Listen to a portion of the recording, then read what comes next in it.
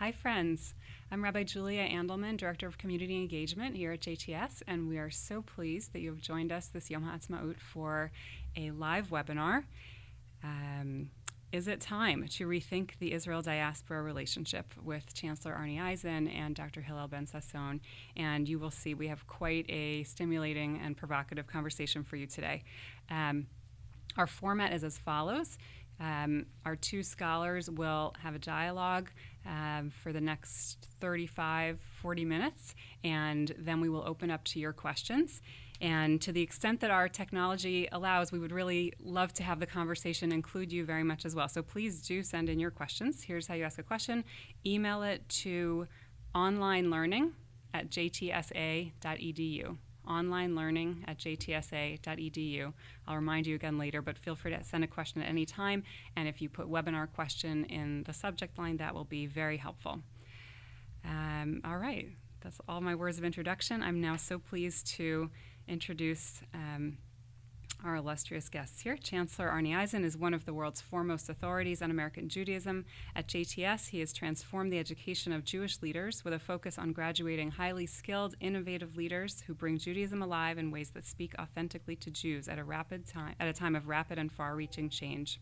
He's placed significant emphasis on creating programs that extend the reach of JTS's scholarship and resources beyond the campus to learners around the world. That's what we're doing right now. And he previously served on the faculties of Stanford, Tel Aviv University, and Columbia, and some of his most known publications include Rethinking Modern Judaism and our book here at JTS, Conservative Judaism Today and Tomorrow. Hillel Ben Sasson, Dr. Hillel Ben Sasson, is our visiting assistant professor of Israel Studies at JTS, and he's the founder and CEO of the Center for Liberal Democracy. He also teaches political thought at the Oranim Teachers College in Israel. He received his PhD in Jewish theology from Hebrew University. He's published public and scholarly essays on classical Jewish theology as well as Israeli politics and political theology. And in addition, he contributes to the Haaretz book supplement and writes speeches for the Israeli president. And we're so pleased to have both of you here today. Thank you. Thanks, Julia. When I was preparing for this talk and a few others I've given recently about Israel-Diaspora relations, I came across a speech that Gershom Scholem, the great Jewish scholar of Jewish mysticism and many other things, delivered on this subject in 1969. I think it's called The Israel-Diaspora Relationship, and it's in his collection in English, Jews and Judaism in Crisis. And Scholem says there that all the organizations in the world and all the missions in the world and all the contacts between machers on one side and machers on the other side, I paraphrase him very closely, are not going to make a bridge between Israel and diaspora.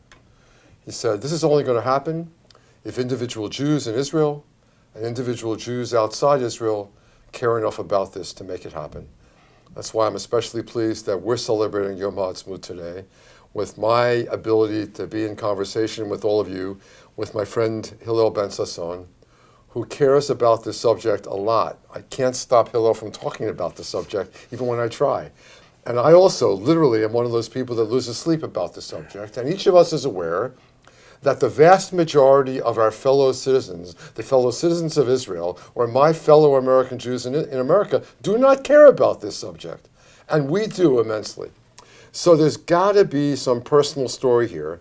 And I thought we could just begin, following Scholem's emphasis on the individuality of this discussion, by me asking you, Hillel, what is it in your background? You didn't have an ordinary Israeli growing up. What is it that in your background or your education, what are the formative experiences that led you to care about us? Why does this matter to you?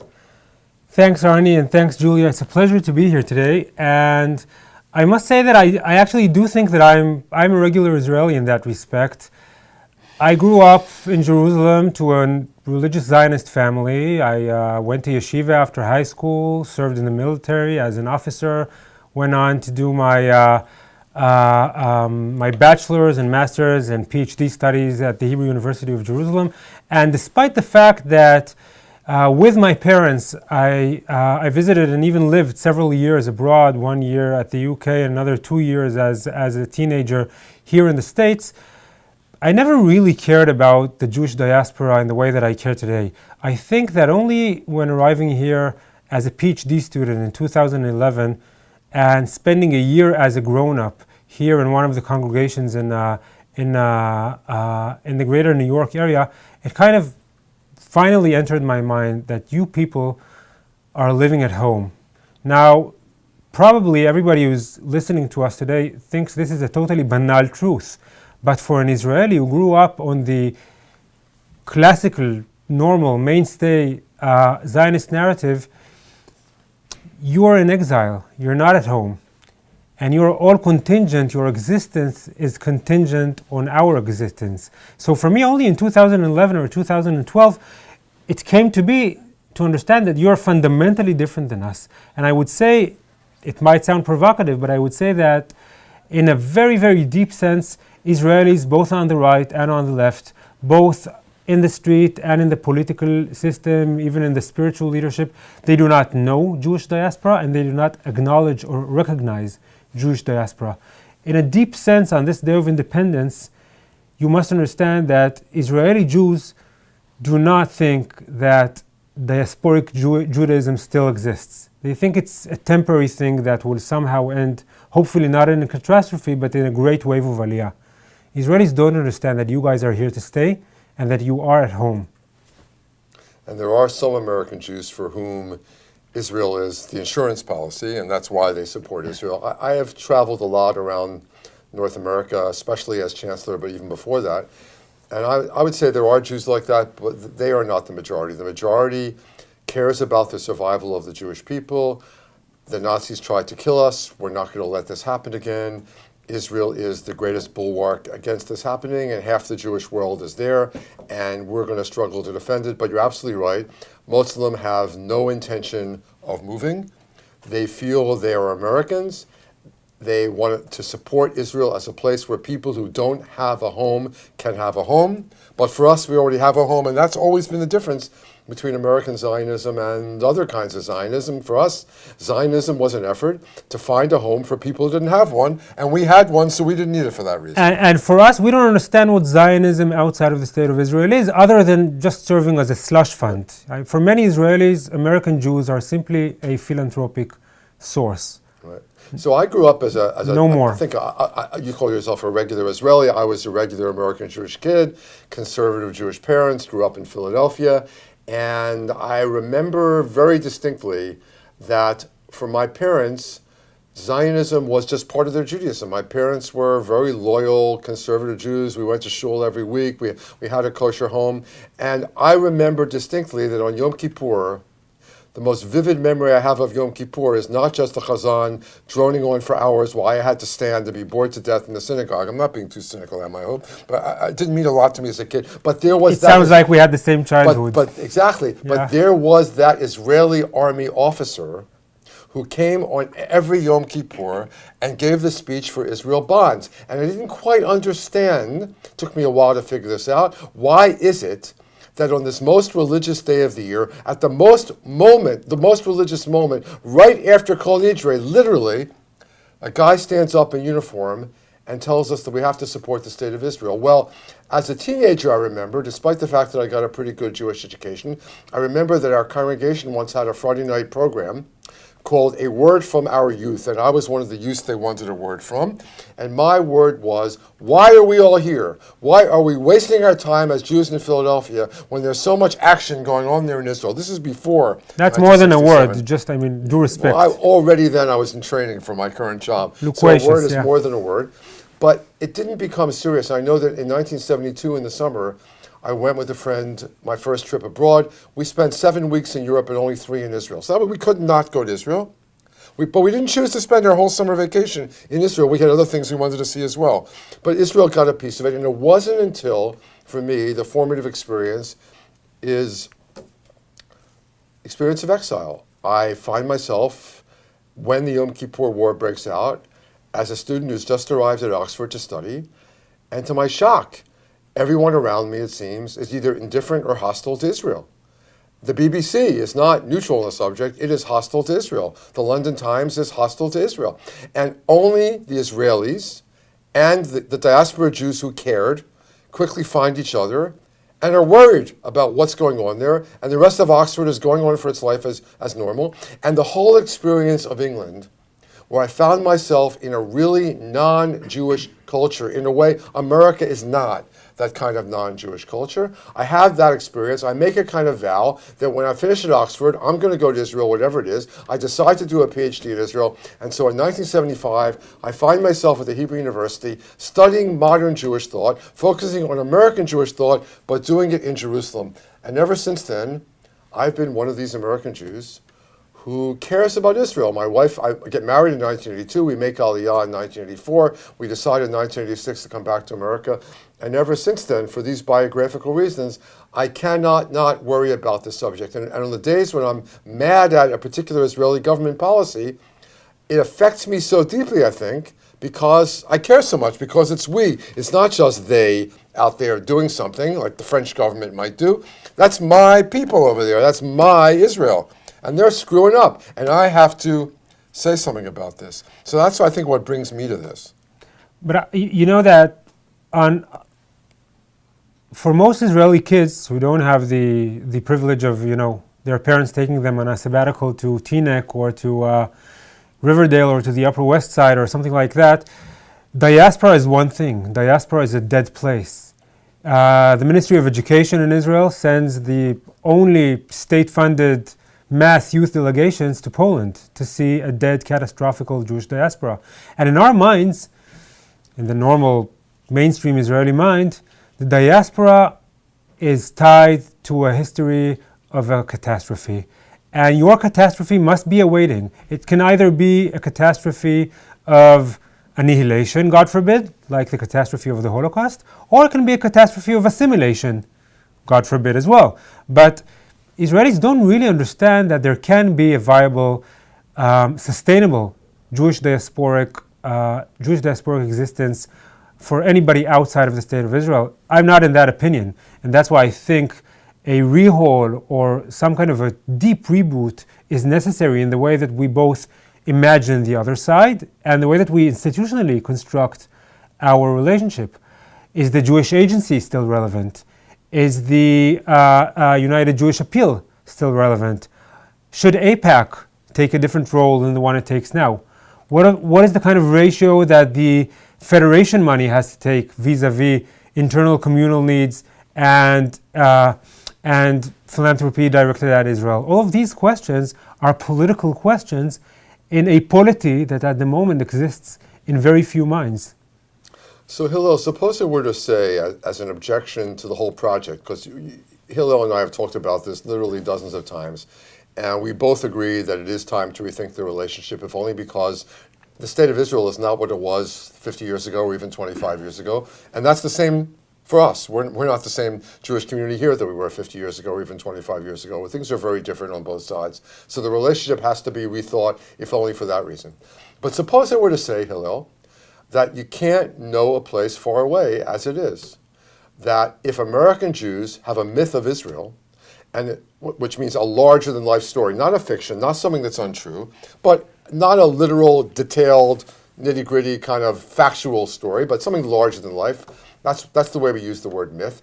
If American Jews have a myth of Israel and Israeli Jews have a myth of America, that's because that's the only conception you can have of a place far away. To get to know a place as it is, you have to really invest time and energy, and you have to sacrifice a lot of your prejudices and your assumptions, and you have to really get into it, and that's an elite project. So if that's true, is the Israel-diaspora relationship by definition a project for elites, or can this be something that Sholem is right about, that a large number, put it this way, that the Jews who care seriously about Judaism and the Jewish people on both sides, in the millions, would have to get involved in?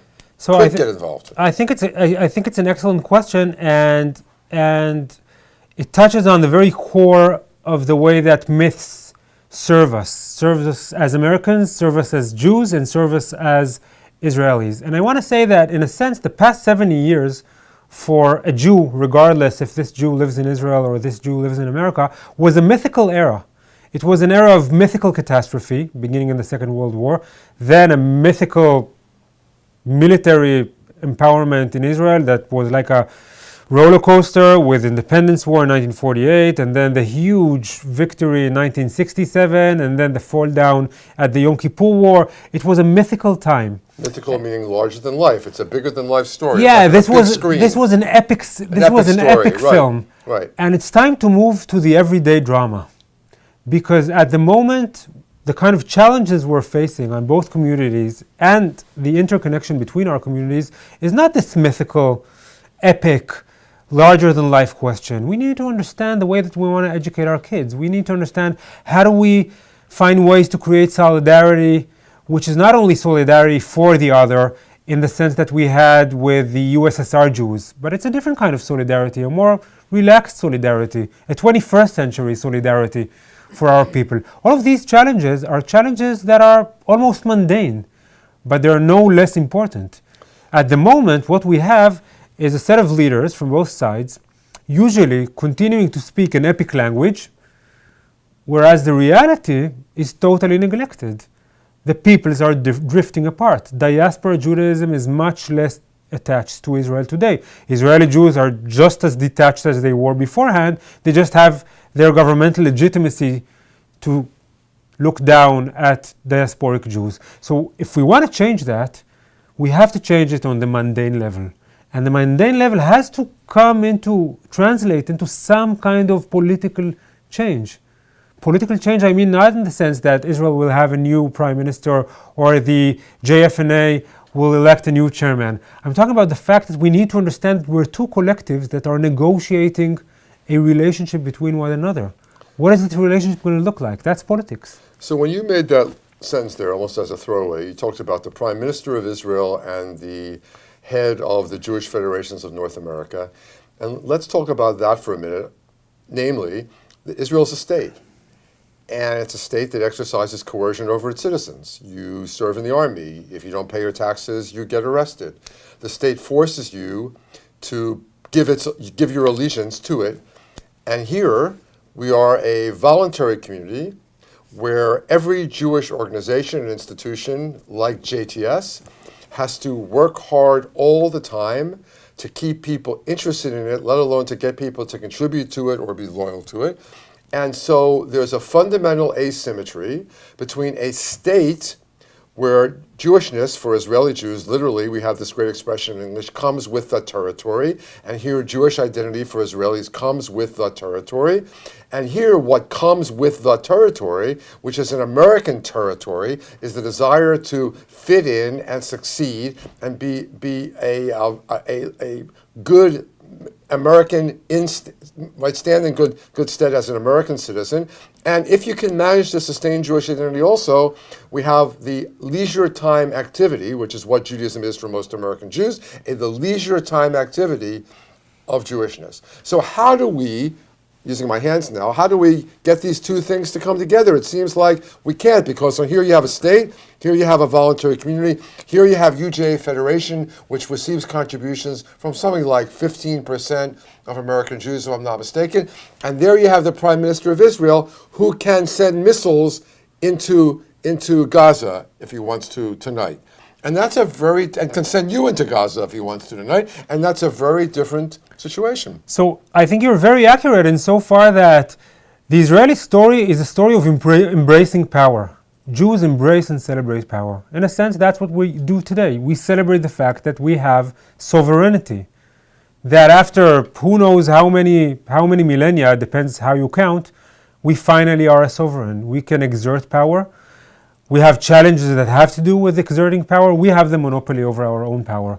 And American Jews are not only treating power in a much more complex way. If you look at the way that American Jews integrated into the American elite, into the American upper middle class in the first half of the 20th century, we're talking about a population that is taking a lot of effort to try and kind of litnaer, to distance itself from its own power.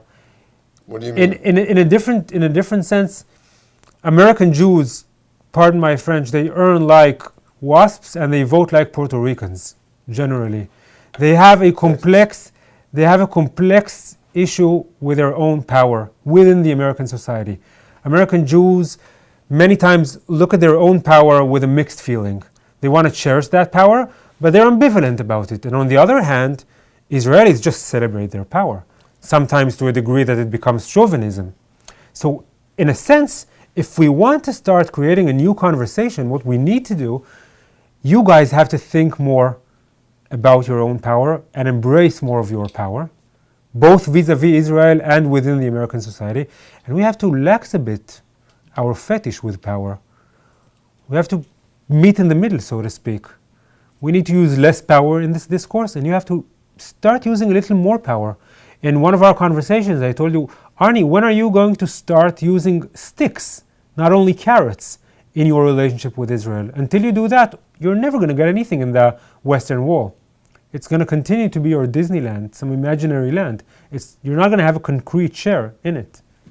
Right, and so the Kotel is another example of the asymmetry or a lack of meeting point here. Hillel says to me, as many Israelis say to me, why do you care about the Kotel, Bichlal? Israelis don't go to visit the Kotel. Who goes to the Kotel? It belongs to the Haredim. Let the Haredim have the Kotel and care about Tel Aviv instead. And I'm saying that for American Jews, right, Israel is Am Yisrael Chai. Israel is the Jewish people alive and well and standing on our feet after the Holocaust. And the temple is the symbol of our sacred heritage. This is the continuity that means so much to us, that we're not simply a fly-by-night operation, we Jews. We're a 3,000-year-old people with a proud tradition. And Isaiah stood around that Kotel. Wonderful. And so I want to have that. Let me break you and say, now we have the power to dismantle the mosques on the Temple Mount and build the temple. Would you support building the temple?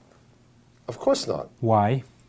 Because that's a messianic project that we're going to do when all of us come together in peace, and somehow magically we're going to be able to have a temple and a mosque and a holy sepulchre all in the same place and live together in peace. And this is exactly the problem, because now we prayed Mincha in the synagogue at JTS, and when we prayed, I was listening to the words of the special prayer for Yom Ha'atma'ut that depicted Independence Day as a miracle, and talked about Jerusalem as this quasi-celestial place. Listen, I live in Jerusalem.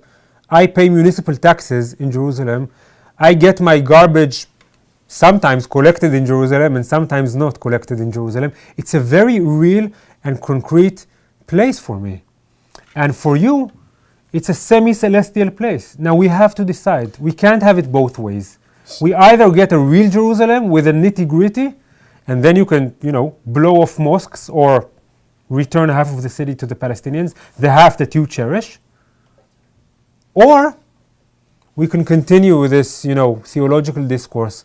We can't have it both ways. So, Hillel, the question then is, and we've spent now so far talking about what the issues are and why it's hard to do this. Okay, we're going to rethink the Israel-Diaspora relationship. Hala, go. What are we going to do? So first of all, I want to know, in the name of whom do you speak? You, American leadership. Do you have are you representing the majority of the American Jewish diaspora? Are you representing a faction of the American Jewish diaspora? Are your leaders elected? When you come to negotiate with me over power, for example, over a new egalitarian prayer space in the Western Wall, are you coming as a representative of whom? A. B. What do you want from me? What are your claims of the Israeli state, other than existing and being there for your needs? Okay? What do you want from me? And the answer is? I don't know. You tell me. See, there's American Jews like me are trying to do something that may be difficult to do in the modern diaspora, which is the claim of some Israeli thinkers like Aleph Bet Yeshua, who said this worked in the ghetto a long time ago, but this doesn't work anymore. The thing we're trying to do, which is difficult, is we're trying to combine our peoplehood. We're part of a Jewish people. Half of our people lives in Israel, and not just lives in the land of Israel, but is part of a sovereign state of Israel which exercises power. And the other part of ourselves is a religious people. We are a religious group trying to be loyal to the covenant at Sinai. We have to do mitzvot, which means we are responsive to prophetic demands. So I need my state to be just. I need my state to be merciful. I need my state to be a light unto the nations. And you're going to tell me, that's not my job. My job is to be a state. As Bibi would say, I live in a tough neighborhood here. I got to protect my people in this tough neighborhood. And you got to do the best that you can do. I'm actually going to ask you a different question, if I may. Well, I can't stop you, so go ahead. So if we flow with your needs, that Israel will be a just nation, a light to the nation. Let it be a decent nation before it becomes a light to the nation. Let's begin with decent. Let's begin with decent. That's so good. if we want Israel to be a decent place, and decent we mean that it enshrines the liberal democratic values, of safeguarding the minority rights and having the rule of law, etc. Just a decent state. What will you do with the fact that the Israeli law, the law of return, enshrines for you more citizen rights as a non-Israeli Jew than the rights it gives to its non-Jewish Israeli, i.e. the Arab Israeli citizens? How are you going to come to terms with the fact that at the moment you're part of the problem of creating an unjust Israel rather than part of the solution? And let me tell you, sending another $50 to the New Israel Fund, it's good, but it's not going to help. That's not the kind of solution we're looking at. So, are you willing to talk about that in the synagogue in Kol Nidrei? Are you willing to say, listen, guys, we have to start speaking about our relationship to Israel? It can't be this blind support, which is also, in a sense, a way of ignoring the reality? one of the advantages that Hebrew has over English is when you say the word you in Hebrew, you can indicate whether you're speaking in the plural or whether you're speaking in the singular. I have no idea how you do that, by the way. So it's not clear to me or to the viewers at home whether this last question was addressed to Arnie in particular as the Chancellor of JTS, you, or whether Hillel is speaking to us as an American Jewish community. I would say that the American Jewish community, because of the history of the Jewish people, and the glory that comes to us, the pride that comes, the satisfaction, the immense relief that comes, the feeling of security that comes after the Holocaust, that we actually have a place that can stand up for itself and breathe deeply and succeed and do high tech and all this stuff, because that is so precious to us as Jews, as human beings, as religious people, as secular people, that the American Jewish community is never going to threaten the Israelis with a withdrawal of support, and is never going to stand up en masse and question the Israeli right to decide its future for itself. What we could do, within the limits of the possible, is speak up more loudly, make our voice heard, and saying this prophetic tradition is not just something you call upon when you feel like it as a politician and throw away the rest of the time. When Menachem Begin took in Vietnamese boat people, Jews of the left and the right stood up proudly that we had an Israeli prime minister who stood up for what we thought Judaism was all about. And when you have an Israeli government today that doesn't seem to want to find a solution to the refugee crisis, we are embarrassed. This is not Judaism to us. This is not making us proud. So let's not just try, and we know, by the way, this is no better than the United States. It's no worse than the United States. It's a worldwide problem. But we have this issue as Jews, let's be honest. We expect more of the Israeli government because it is a Jewish state than we do of our own government, right? Because it's not a Jewish state, so we're not surprised. And let's be honest, sometimes it's more comfortable for us to stand on the sidelines in the role of prophet and complain about our government not living up to its ideals, let alone our ideals, than it is to be part of Israel, which is the Jewish state, which is failing to live up to these Jewish ideals. So I've heard Israelis say to me, come on, you guys are hypocrites. You want to be prophets. But come on, stop being prophets. Get your hands dirty, right? Get your hands dirty. Take it upon yourself to live in this difficult neighborhood, and then let's see how you think about things. I don't even say come to live in this difficult neighborhood. I just say, listen, if we want a liberal democracy in Israel, a liberal democracy has its citizens as the political body that decides for itself. You want a stake in the game without putting your skin in the game. And in this respect, I want to ask, how are we supposed to create here a new kind of conversation if you are escaping from power and we simply exert all of the power in the game? Now, the reality could be different, but we need to understand that the times they are changing, okay?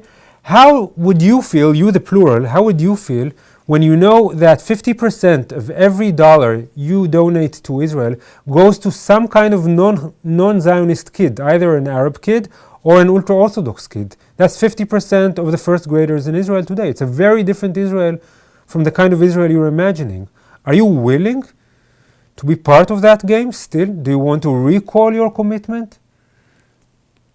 What do you think about these things?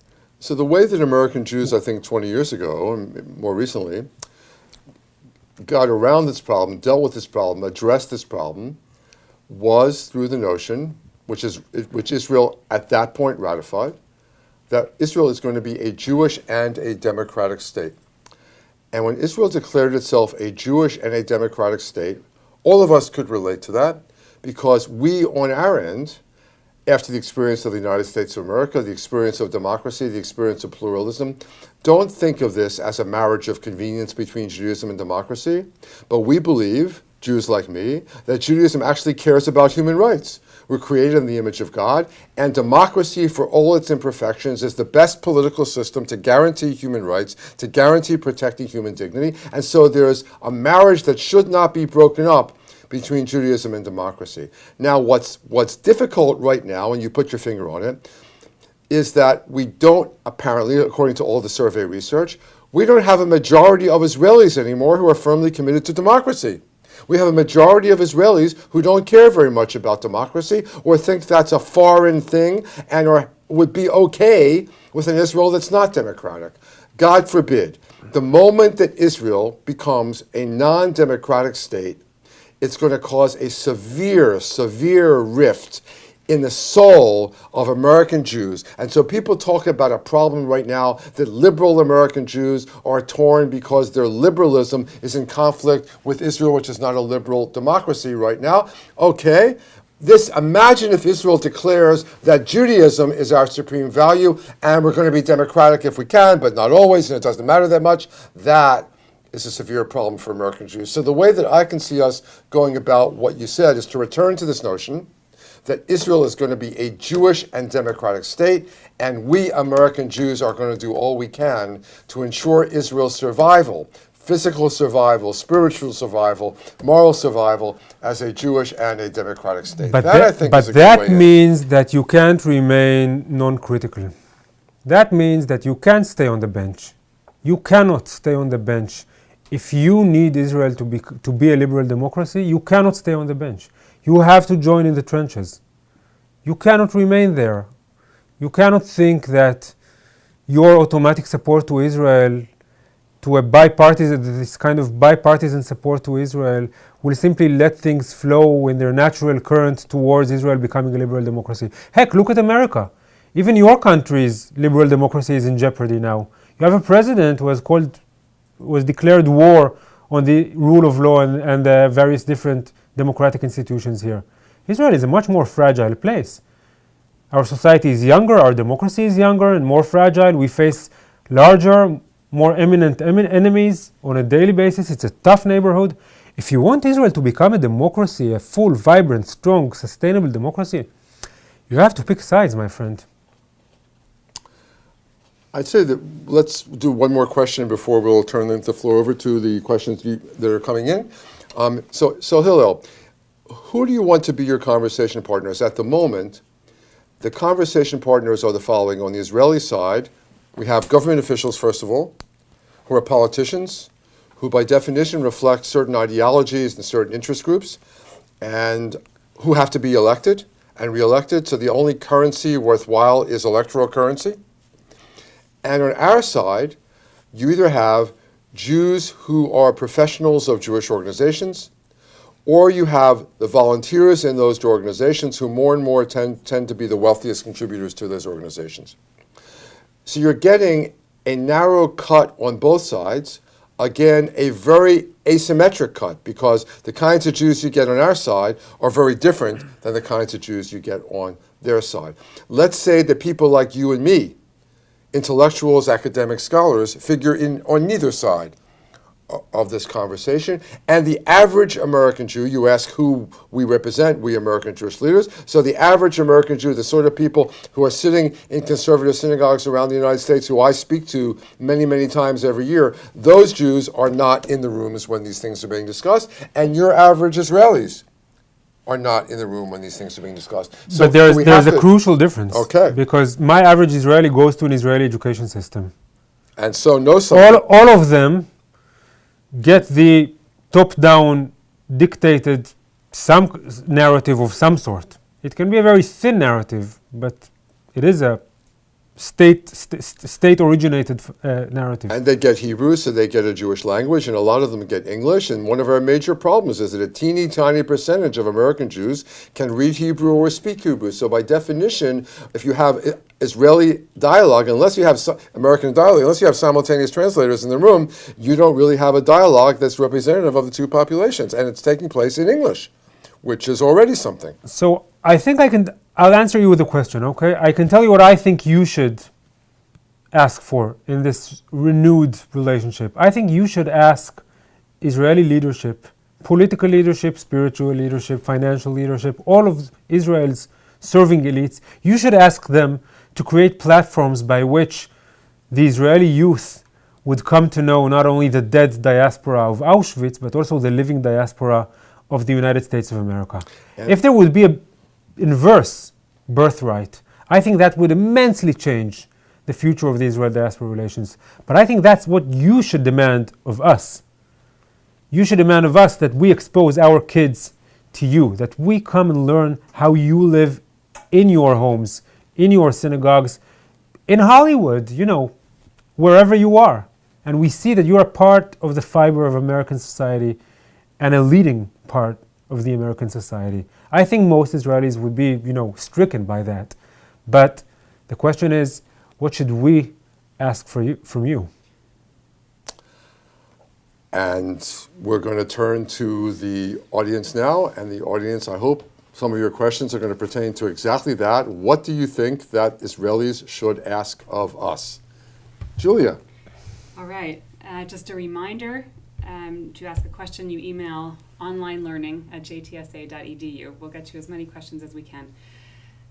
I have 3 questions here that are related, so I'm going to try to synthesize them. So thank you to David Late, Stephen Lurie, and Rabbi Josh Radner for your questions. Those are the ones I'm attempting to combine.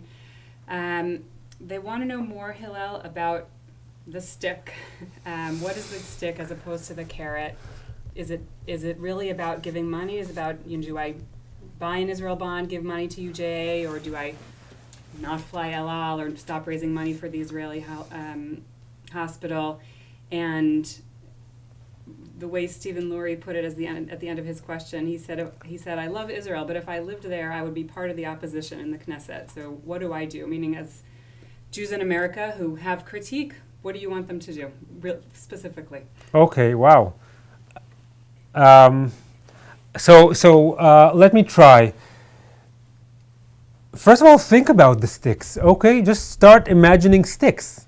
Start imagining ways in which your relationship with Israel is not only a relationship of admiration and, learning about Israel, educating about Israel, talking about Israel. Try to think about ways to engage Israel as a collective community. You have institutions. What are these institutions doing in order to demand the various different things you want from Israel? At the moment, not so much. As Arnie said, there's this kind of a wall-to-wall support that sometimes voices criticism, but you need to exert some more pressure. And as an Israeli, I don't think it's my job to tell you how to exert that pressure. But I do think that starting to think politically about this relationship can be something very, very beneficial. And in that respect, withholding money won't do the job, because the American Jewish philanthropy to Israel, which is, I think, a crucial part of the ability of Israel throughout the past 70 years to leap from a third world country economy to a first or 1.5 world country economy, is thanks to in a great part to the kind of Jewish money that was invested in Israel even in the pre-state era. But today, Jewish philanthropy in Israel, while very important, is still a very small fragment, a promille, do you say that? Promille? No. No. It's less than 1% of the annual Israeli gross product. So in that respect, money is not the kind of pressure. Israel views the American Jewish diaspora and Jewish diaspora in general as a absentee political player in the field. Your votes belong to us in the grand scheme of securing a strong Jewish state in Israel. Maybe you need to start explaining to the Israeli leadership that Jewish majority in Israel can't come without democracy, that your support in Israel, your political support in Israel, your solidarity with Israel in various different political levels has to come with some kind of democratic price tag to it. So that's one thing I think you should do. And Rabbi Josh, well, being part of the opposition is a very important thing in democracy, because in democracies, oppositions and coalitions change. It must be a cycle. If there is no viable political option on the opposition, then Israel is no longer a democracy. And in that respect, we need more people on the Israeli opposition, not less people on the Israeli opposition.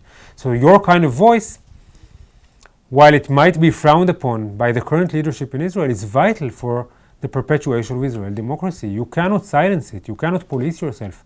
On the contrary, you have to voice it harder. That's the role of the opposition, to pose as an alternative to the current state of affairs and let people elect what they think is more convincing. I would agree with Hillel only partly on that one, and that's the difference between our Israeli perspective and our diaspora perspective. From where I sit, we should have louder voices. We should feel free to criticize. We have to do it in a way that's respectful and not giving aid and comfort to the enemies of Israel.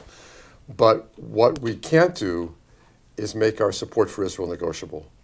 It's simply not. Existentially, politically, religiously, we are bound to Israel. And I'm never going to say that my support for Israel is conditional on the Israeli government acting in the way that I want it to act or not acting in the way that I want it to act. It's the price I pay for living here and not there, that I'm not doing the kind of political activity that Hillel is doing, which I think has to be done there by Israelis there. We can be supportive of the Israelis who are working to get the kind of Israel that we want to see, and we should be involved. And I believe that more and more American Jews are going to be connected to Israel, not via the fundraising and not via AIPAC, claiming to speak for all of American Jewry, but American Jews are going to be connected to the Israelis who are working to see the kind of Israel that they want to see. That's going to be the basis of the connection. But that has to come from inside a declaration that this is non-negotiable support. But we're not going to vanish from the scene. Let me ask you a small question. Would you condition your support on Israel being democratic? No. Nothing. Even if Israel is a tyrannic, terrible shtetl, you will still support it unconditionally? Hillel, that's the reason that I am perhaps a generation that sees things differently than the next generation. For me, born in 1951, 3 years after the state, 6 years after Auschwitz, I think about it this way, that if Israel, God forbid, became a fascist state, God forbid that should ever happen, it's easier to go from a fascist state back to a democratic state than from no state at all to a Jewish state. I need to have a Jewish state. And therefore, I'm going to be supporting Israel no matter what it does. And the Israelis know that most American Jews of my generation agree with me about that, and therefore they have us. We don't have any cards to play on that one because we have to support Israel. It's the only state we've got. My support will be fervent and full-throated and more active. Yes, the more that Israel conforms to the ideals that Judaism and democracy together hold up for me. But God forbid Israel should go further down the road. It seems to be going down now. It's still going to have my support because it's the only Jewish state I've got. So I'm going to continue paying taxes to the Israeli government, but I will fight it if, God forbid, it goes into that direction with all my heart and with all my might. And I will help you. Just picking up on what you said a minute ago, Arnie, the volume's better now? I think there are generational divides, and we know that there are. And our friend Rabbi Reuven Greenwald was talking about younger Jews who have dutifully gone on birthright trips and Masa and really do engage, start to engage very significantly and substantively with Israel, and they do then begin to engage in critique. And he's asking, why doesn't Israel hear those critiques, and why doesn't the generation of above them of American Jewish leadership hear those critiques, or do you think that they do? So Arnie should answer the latter part. Hi, Reuven. But I will answer the first part, and that is the fact that, as I said, the politics of the Israel-Diaspora relations do not carry or do not have a space for this critique of younger Americans, such as If Not Now or J Street U or that kind of critique. It's totally, at the moment, not part of the Israeli conversation because of the structure of the Israel diaspora politics. So there is this umbrella of unconditioned support, and then there is a fragment of people that are not viewed as a new voice or a new current or a new trend within American Jewish life, but rather as a dissident voice, because there is this umbrella. So simply because it's not political enough. Yeah, that was the answer that a delegation of Masorti Jews got from half a dozen Knesset members when we visited in January. And they all said, pure and simple, you don't vote. And unless you prove to us that you have voting capability, that you can sway the votes, you're not going to get your way. That's not where Israel is at right now. And so things like the Kotel are going to be the least of your problems. It's not going to happen. It's not going to be the Israel you want unless you can show that there's some political clout behind your opinions. Julia, I think that American Jews and the American Jewish leadership do understand the situation is changing. And we can't ignore that because this has been so for a long time. In other words, young people today think about it as young people today becoming more and more alienated from the state of Israel because of certain things the government of Israel is doing, or the Rabbanut is doing, or the Haredim are doing. The fact is, when I say the fact, and this is long-standing statistical evidence which I and others have literally been writing about since 1990, every cohort of Jews, the further away it is from the Holocaust in the state of Israel, the less that cohort feels connected to Israel. So it's not just young people today, because of what's going on in Israel today, who are feeling more alienated from Israel. The generation of people like your generation, Julia, feels less connected to Israel than my generation does. And those who are 25 and 30 feel less connected to you than you do. And I can predict that today's teenagers are going to feel less connected than the 25 and 30-year-olds do. And they're not going to get more connected as they get older. This is a very scary phenomenon. It means that the support for Israel that we have relied upon from American Jews is just not going to be there in years to come unless we can do what Hillel and I are arguing for here, which is changing the Israel-Diaspora relationship. And I think that one of the reasons the Israeli government and AIPAC are welcoming evangelical Christian support with open arms is that the Jewish support they used to rely upon is not as reliable anymore. So let's get the support where we can get it. This is, to my mind, a very dangerous strategy. I'm happy to have anyone support Israel who wants to support Israel, but if we make American Jewish support for Israel dependent on orthodoxy and on evangelicals and leave out 80% of American Jews, we are in trouble. This is not a recipe for success. So I think we've got to listen better here and act accordingly. Thank you. We've alluded briefly to the Kotel, and I'm going to read Rabbi Fred Benjamin's question verbatim and then add a little bit. So Fred says, a stick. What do you think would happen? I think he's proposing a stick. What do you think would happen if 5 plane loads of Jews arrived in Israel and showed up at the Kotel, and men and women then prayed together there? A riot? Would we all get arrested? What if the same thing happened the following week? Would this impact on the average Israeli? I won't add anything. I think, I guess I will. The Kotel has been, the egalitarian, the idea of an egalitarian section of the Kotel has been a real way that we've tried to, we liberal Jews in America have tried to engage and have influence. What do you think about that, Hillel? I think it was a good start. I think it's a lovely idea. Rabbi Fred, right? I think it's a lovely idea. I just want to say that it's very important for you to understand that for me, as a progressive Israeli, the Kotel issue is of little significance. For me, for example, the issue of civil marriage, the issue of the kosher certificate monopoly of the rabbinate, the issue of the agunot, a whole host of issues that pertain to Chechen, the issue of public transportation on Shabbat. That means that people who don't own a car cannot travel on Shabbat in Israel. All of these issues take precedence for me in the church and state, let's say, umbrella within the Israeli public debate. Now, if you want the Kotel, are you willing to help me with public transportation? Are you willing to play politics in Israel? That's the question. I'm sure that if you want to help me on the public transportation issue on Shabbat, you will find many more supporters for your Kotel issue because it's a political alliance. At the moment, we're not playing that game at all. Yeah, so I think the Kotel is perceived by most Israelis. I don't think that Hillel is only speaking for progressive Jews here. I think you're speaking for the vast majority of Israeli Jews who see the Kotel as a diaspora issue and diaspora Jews standing up for our own interests, and they don't see it, because we have not portrayed it correctly, as an Israeli issue about pluralism. So the Kotel would, as we see it, is allowing for different kinds of Jews to have a share in this sacred site of great national significance, and we see that as directly related to what happens on Shabbat and what happens with kashrut certification and what happens to these soldiers from the former Soviet Union who fight and die for the army and are not allowed to be buried in Jewish cemeteries because they can't get converted.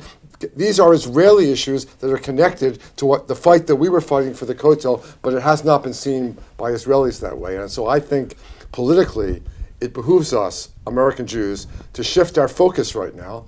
Let's get what we can get, and if we have a government that can't give us the Kotel for political reasons, which means it won't give us the Kotel, let's get what this government can get. And one of the things this government could get, if we can exercise sufficient political clout, is money. So the amount of money that streams this day and every day to Israeli Orthodox institutions, which are teaching disrespect for non-Orthodox Jews, that amount of money is huge. You are being very mild. Disrespect is the mildest articulation. And the amount of money that goes to non-Orthodox institutions is virtually zero. So if we want to level the playing field a little bit, let's not fight anymore over the particular acreage of the Kotel. Let's fight over government allotments for the streams, and let's get ourselves a little more resources so that we can persuade Israeli hearts and minds a little more. That, I think, is the agenda for this year as opposed to last year. But if I may, one sentence,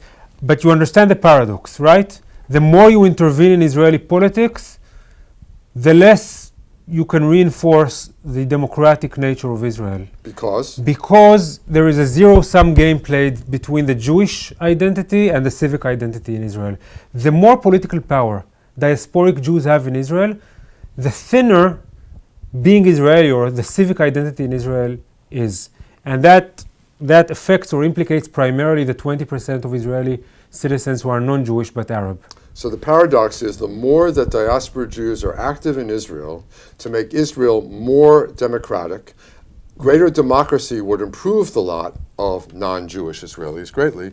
You're telling me that that's going to act against democracy, at least in the short run. Yeah, because we're exercising power, but the power we'd be exercising would be to achieve greater pluralism and democracy. That seems to me to be a paradox worth paying for. It's a very weird paradox, but at the moment, the more diasporic Jews struggle for Israel to become more liberal, the less liberal Israel becomes. Not because it alienates the voters, but because it means that in Israel, to exert political power, you need to be a Jew. And we know how disenfranchised the non-Jewish Israeli citizens are. So we need to put forward a vision of an Israel which is the center of the Jewish people, is the sovereign nation state of the Jewish people, and yet accords full rights to non-Jewish Israelis. So some people tell me that's an oxymoron. It's not an can't be oxymoron. done. It can be done, but it means can we be change done. our conception of Israel and of Judaism and of nationhood. Exactly. And that, I think, is the contribution that we can make, because we can help Israelis think about this. And the lever we exercise, see, you asked us before, who are you representing? We don't have political power, but what we've got is Judaism. The Israeli population speaks in the name of Judaism. And we've got a different Judaism that we've got to put forward here that doesn't have much of a voice in contemporary Israel. We've got to strengthen the voice of that Judaism. So let's strengthen Masorti Judaism. Let's strengthen this kind of voice that we have over here, a pluralistic, democratic Judaism. And then I think we're going to change Israel. And do it less nicely. B'chayai. We have just a few minutes left, so I want to use this to segue back to the question that Arnie raised before we went to the Q&A. If you're at least slightly hesitant, Hillel, to be prescriptive about American Jews. He's so Me, quiet. So- like every Israeli, I'm very hesitant. Very hesitant. But you, very reticent. you sort of qualified, how much you felt you could tell us what to do. But presumably you don't qualify what you think Israelis should do. So what do you think should be happening from the other side in this equation? What should we give you? Yeah, if we're thinking, Or what should we ask we from laid you? out at the both. If we laid out at the beginning that we think Israeli-diaspora relationship need to be rethought, what do you think should happen from the Israeli side there? I think we need to learn much more about you. And I think we need to ask you to be partisan. I think we need to ask you to take a stand. Not only on issues that matter to you, but also on issues that matter to us. In that respect, I think that the non-partial or non-partisan support for Israel as an idea has to come down to reality. And if you want to be part of if you want to have a voice in our political system, what the Israeli president calls the fifth tribe in the Israeli multicultural future reality, if you want to be the fifth tribe, you have to take a stand. Not only voice your concern. And taking a stand means you pick sides. En masse, not in the margins. You have to start picking sides. And Otherwise, we're going to circle back again to the same problem. And by the way, I think picking sides might help recruit younger generations. And Israelis, you think, would care about the sides that we would choose? In the beginning, Israelis will be infuriated about the very notion that you pick sides. That will be the first initial response. What kind of chutzpah is it for American Jews to tell us what to do? But if you want this relationship to be meaningful, you have to stick to that. You can't let us disregard you as a dying Judaism. You have to prove to us you're alive. And life comes with kicking. We're at the end of our time. I feel like we only just, revealed the tip of the iceberg. Thank you so much to both of you. We have 1 minute left. Any final 30-second word from either of you? What I can't abide is loss of hope. So this Hatikva anthem we have, and the word Hatikva, it's the most precious thing that we have right now in America, in the world, and in Judaism. And we cannot allow people to believe that this state is going down the tubes. We cannot allow people to believe that the relationship is going down the tubes, or that Judaism is going down the tubes, that our kind of Judaism is gone for. And so right now, of all the things we got to do, what the reason why I love bringing Hillel to JTS, because he's got a future he imagines, and he's ready to fight for it. And let's all believe in this future and fight for the future that we believe in. So I would say in the same vein, I want to say that Israel is an amazing thing. It's an amazing thing. I left Israel on the way here a couple of days ago, and I thought, wow, I should be so grateful for having the privilege of being born here and living in this place, etc. And I want to say this is the best period in Jewish history in many, many, many millennia. We can't succeed in times of crisis and fail in good times. It is a burden that is set upon us, both Jewish diaspora and Israeli Jews. It's a burden, or it's a challenge that is set upon us to succeed and thrive also in good times. So our challenge is to take this good time and make it even excellent or better or superior to the past 70 years. That's our challenge. Otherwise, we're only good in surviving, not in thriving. That's a speech that I myself have given, and I'm very happy that an Israeli and an American Jew are giving the same speech. There is hope for the Israel-Diaspora relationship. Amen. Thank you so much. Thanks to everyone for joining us. We'd like to ask you to take about 10 seconds to fill out the evaluation that's on your screen below the video box there. We have it there. And we hope you'll join us again for future online programs. And we hope you have a meaningful and substantive rest of Yom Ha'atma'ut. Chag Sameach. Chag Sameach.